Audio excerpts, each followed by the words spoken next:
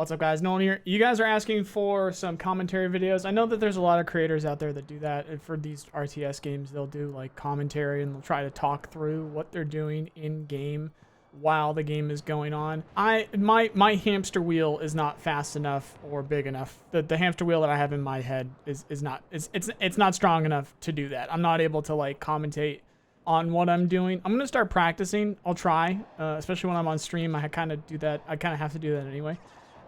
But there's been a few games over the last couple of days where I've been trying to do that, and it just kind of turns into just silence, especially when it's a good game, or I'm really trying to focus. It just doesn't really work out. So for now, just so I can kind of do what you guys are asking me to do, I'm going to commentate over some gameplay. And I'm going to try and stick as much information as I can in it and kind of keep it to a specific topic. So today's topic is I don't use infantry, and here is why. A lot of people come by the streams and ask why this is the case. Why don't I use infantry? Why do I think infantry suck and stuff like that? And the case is that it's not that I think infantry are useless. It's not like I never use infantry. I just think for what they do, a vehicle, especially a vehicle with APS and era, can do what the infantry do there way better and way more efficiently than that infantry, and they can also do it faster because they just move faster. So I don't think infantry are useless. I just think there's a vehicle somewhere that can do what they do better, faster, more efficiently.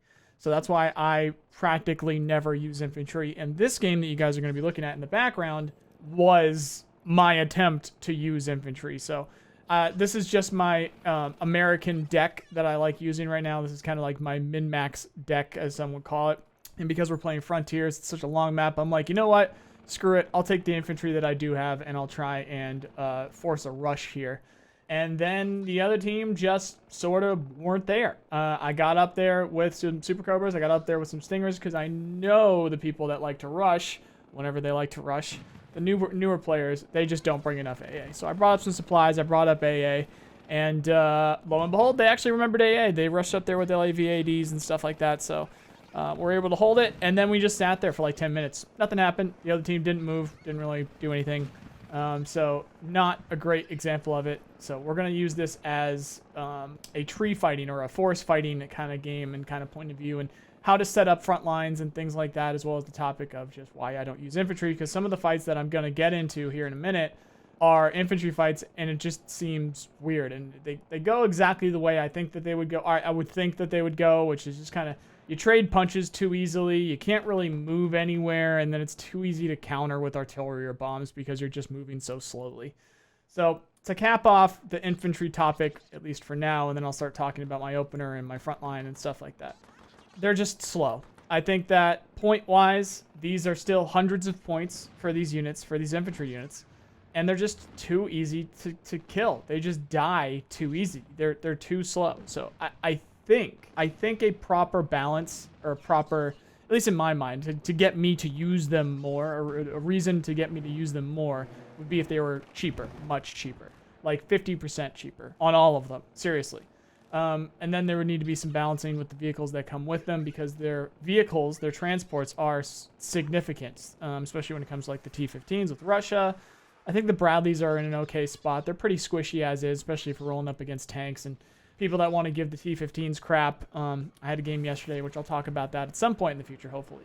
The T-15s, if you run up against tanks, you have, depending on how many T-15s you have 2 Attacker ATGMs per T-15. If the tanks that you are rolling up against have APS, or they back up, or you lose line of sight, or they derp out, those Attackers are your lifeline to surviving that fight. The thing that you use to kill T-15s are tanks. Just don't lose your tanks. Don't let them get too close. Get them to waste their Attackers. So if you see a line of T-15s coming at you, and you see their ATGMs coming at you, even if you don't have APS, pop a smoke. Well, back up first. Start to back up first. Then pop a smoke. You will already be backing up into the smoke, and you'll watch the ATGMs fall into the ground or hit the building next to it or whatever. They will not hit your vehicles because they lost line of sight. They're not fire and forget. The only things that you need to worry about, apart from that, are the Elmers from Mi-28s, Javelins from the Cav Scouts and from any vehicles that might have the javelins. And maybe Hellfires. I think there's a couple of Hellfires. Yeah, the Hellfires with the Shoreheads. Those are fire and forget. So when you're looking through the units and the decks, fire and forget ATGMs are what you're going to be worried about. And then if something's coming from the air, chances are smoke's not going to help too much unless you are like directly in the smoke, because they're going to need line of sight to be able to hit you and stuff like that. Now I think about it, I haven't looked into the air-to-ground missiles, the ATGMs and stuff like that too much from air. I don't think the Vickers are, Vickers, whatever you want to call them, from the Su-25s are fire and forgets. I do know the Ka-50 Ripple fires them, so that can be pretty nasty. On that note, whenever you're hitting something hard, like whenever you're hitting something with a tank round or an ATGM, chances are it's going to take 2 to 3. It will very rarely one-shot things, and that's coming from vehicle to vehicle. Well, ATGM to vehicle, or heavy-hitting munition to vehicle. So try and keep that in mind whenever you're pushing anything. If you're pushing a single unit, chances are you're just, at best, you're going to trade, because you're going back and forth with single shots or single ATGMs here and there. Just keep it in mind that most vehicles, when getting hit by something, again, whether it be a tank round or an ATGM, is going to take 2. So that's why I always stack up things in groups of 2 at least. At the very least. Because if you come up against one unit, maybe you get the double shot, maybe you kill it. Either way, it's just more useful that way. 2 is 1, 1 is none, basically, when it comes to stuff like this. So try and keep that in mind. 2 is 1, 1 is none. When you're trying to push with effective units, or what you see as effective units and stuff like that. Now, the air opener and stuff like that, people are asking about commentaries for openers. And about this point in the video, you should start to see my infantry rolling through the tree lines, and you're going to see my infantry fights.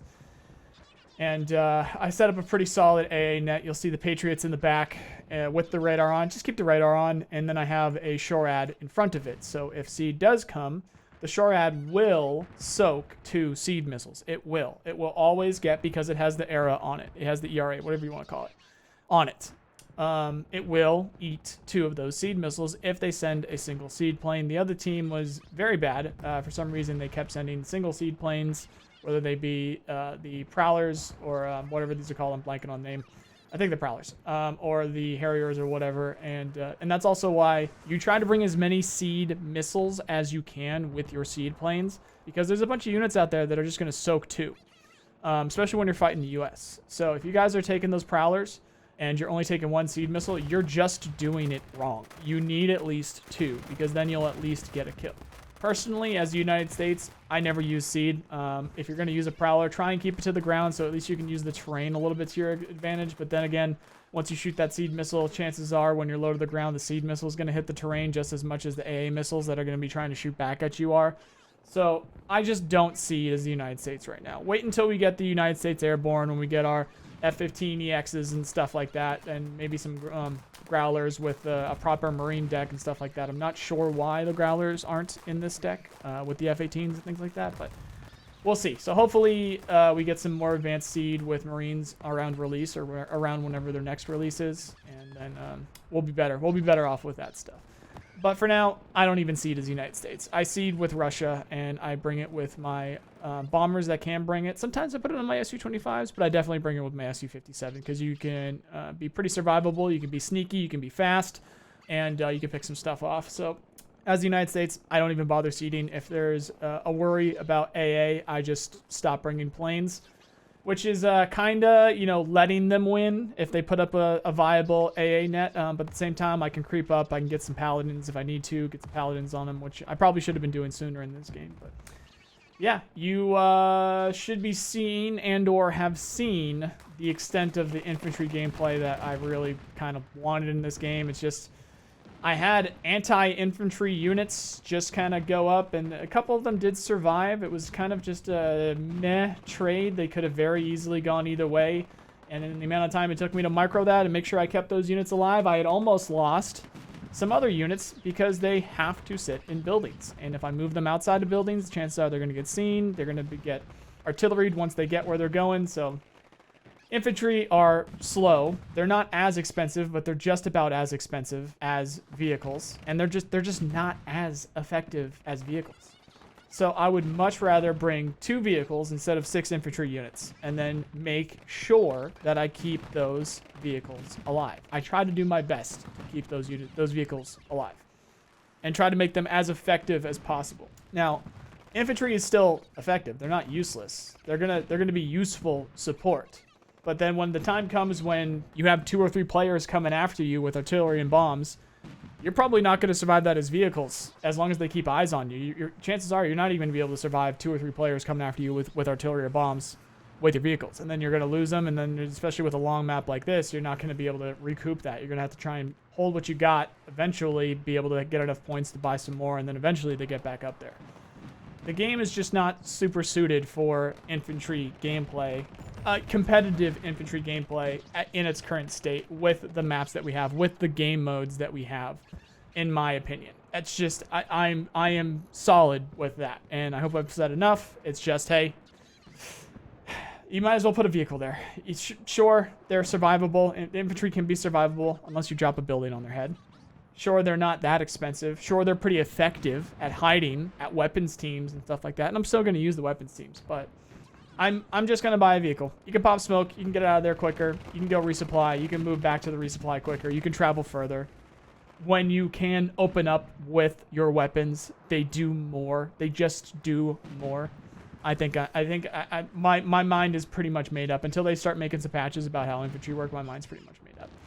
Now, unless you're this guy buying an absolute just doom stack of Abrams and then refusing to go and resupply them, this is just not the way that you do this. At some point in this game, in this replay, you're going to see this guy. I think it's like 8 or 10 Abrams. It's a dozen or so vehicles that he just didn't give a flying. I actually don't know if I should be swearing in these videos or not, but whatever, fuck. And just kind of ran at a point. Bro, there's 21 minutes left. Sure, you went and took that point, but this isn't war game. We still got another point up in the corner there. So unless you're going to go take that other point up in the corner, you're doing nothing, man. Go get that win, resupply those vehicles, and then push up. We would have won. He could have done this multiple times. He went up on the middle point. He took it back, or took it. Well, I think we already owned it, but still, he just yoinked it. Nobody could do anything on the other team because it's just too many units. And then with, at best, half health stack of Abrams, Bradleys, and stuff, he was just like, I'm going to do it again. And he just went forward. If bro just kind of pulled back, resupplied, and then did it again, he could have fast moved to the other one. We would have been able to, I was getting ready to support him. I was getting ready to back him up. Hell, I was going to buy him supplies, but he did like the stupidest thing you could possibly do. Just go forward. Just yeet it forward. It's just not going to work. So that's when people think, you know, vehicles are bad. Just like, oh, they just die of it. No, you're just using them insanely stupid. So that's why I talk about in my new player deck videos. Fundamentally speaking, if you don't know how to play with 4 units, you're not going to know how to play with 10.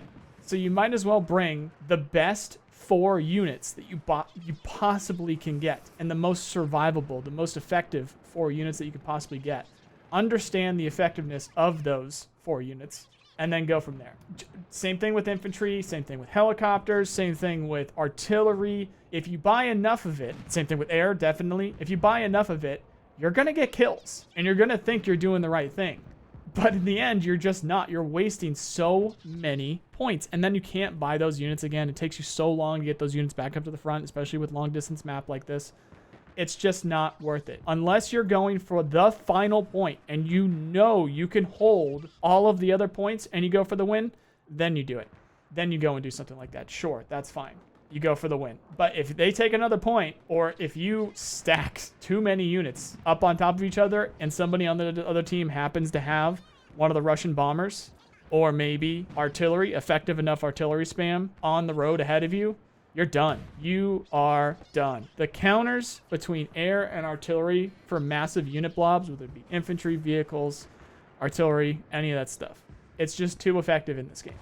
So if somebody's competent, and especially if you're playing Russia because they have those crazy bombers and stuff like that, just don't do it, guys. Don't do it.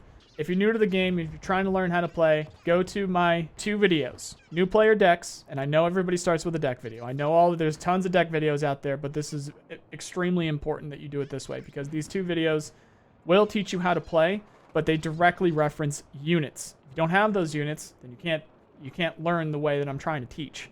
So build the decks in the first video and then watch the second video and learn how to play them effectively. I've been getting nonstop DMs from people saying that this is insane, this is crazy. They are very good units. They are, in my mind, the best units in the game. They're very good.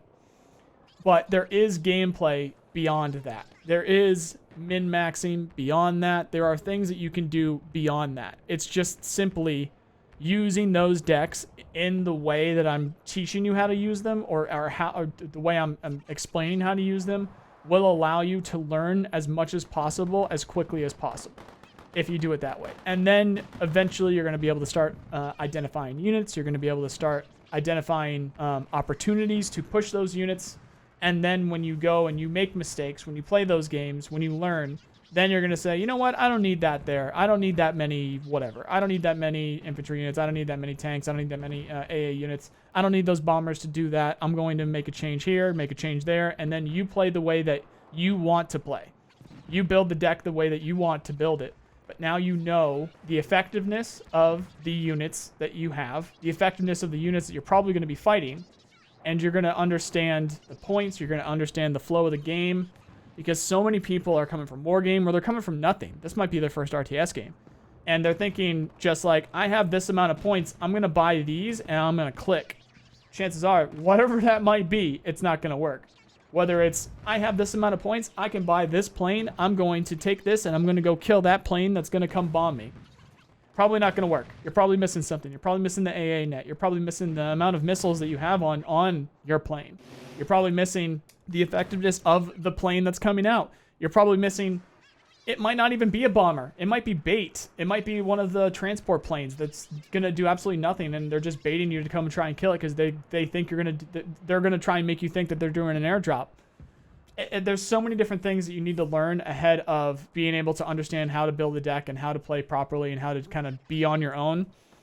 It's insane. It really is on par with games like War Thunder and games like Escape from Tarkov, which I'm assuming most of you have played either or both of those at this point if you're watching videos like this. So go back, watch those videos if you haven't already. What you're seeing right now is a setup for a properly supported push. Now, eventually, I'm going to throw away a couple of my Abrams tanks because I think it was a better use. But with the amount of time, in hindsight, with the amount of time left in the game, I should have backed them up. And you'll see why I pushed them. And they pushed too far, basically.